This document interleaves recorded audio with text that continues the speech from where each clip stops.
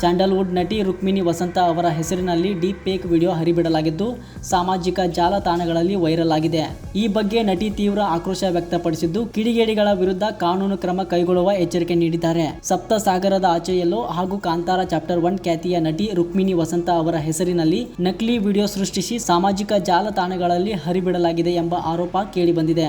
AI ಅಂದರೆ ಕೃತಕ ಬುದ್ಧಿಮತ್ತೆಯ ತಂತ್ರಜ್ಞಾನವನ್ನು ದುರುಪಯೋಗ ಪಡಿಸಿಕೊಂಡು ಡೀಪ್ ಫೇಕ್ ವಿಡಿಯೋ ಸೃಷ್ಟಿಸಲಾಗಿದ್ದು ಇದರಿಂದ ನಟಿ ತೀವ್ರ ಅಸಮಾಧಾನ ವ್ಯಕ್ತಪಡಿಸಿದ್ದಾರೆ. ಈ ಕುರಿತು ಸಾಮಾಜಿಕ ಜಾಲತಾಣದಲ್ಲಿ ಪ್ರತಿಕ್ರಿಯೆ ನೀಡಿದ ರುಕ್ಮಿಣಿ ವಸಂತ, ನನ್ನ ಹೆಸರಿನಲ್ಲಿ ಎಐ ತಂತ್ರಜ್ಞಾನ ಬಳಸಿ ಕೆಲವು ನಕಲಿ ಚಿತ್ರಗಳು ಮತ್ತು ವಿಡಿಯೋಗಳನ್ನು ಹರಿಬಿಡಲಾಗಿದೆ. ವೈರಲ್ ಆಗುತ್ತಿರುವ ದೃಶ್ಯಗಳು ಸಂಪೂರ್ಣವಾಗಿ ಸುಳ್ಳು ಮತ್ತು ಕೃತಕವಾಗಿ ಸೃಷ್ಟಿಸಲಾಗಿದೆ ಎಂದು ಸ್ಪಷ್ಟಪಡಿಸಿದ್ದಾರೆ. ಇಂತಹ ತಂತ್ರಜ್ಞಾನವನ್ನು ದುರುಪಯೋಗ ಪಡಿಸಿಕೊಂಡು ವ್ಯಕ್ತಿಯ ಖಾಸಗಿತನಕ್ಕೆ ಧಕ್ಕೆ ತರುವುದು ಅತ್ಯಂತ ಬೇಜವಾಬ್ದಾರಿತನದ ಕೆಲಸ ಎಂದು ನಟಿ ಬೇಸರ ವ್ಯಕ್ತಪಡಿಸಿದ್ದಾರೆ. ಇತ್ತೀಚಿನ ದಿನಗಳಲ್ಲಿ ಎಐ ತಂತ್ರಜ್ಞಾನ ಬಳಸಿ ಸೆಲೆಬ್ರಿಟಿಗಳ ನಕಲಿ ವಿಡಿಯೋ ಮತ್ತು ಫೋಟೋಗಳನ್ನು ಸೃಷ್ಟಿಸುವ ಪ್ರಕರಣಗಳು ಹೆಚ್ಚಾಗುತ್ತಿದ್ದು ಕಟ್ಟುನಿಟ್ಟಿನ ಕ್ರಮ ಅಗತ್ಯ ಎಂಬ ಅಭಿಪ್ರಾಯಗಳು ಕೇಳಿಬರುತ್ತಿವೆ.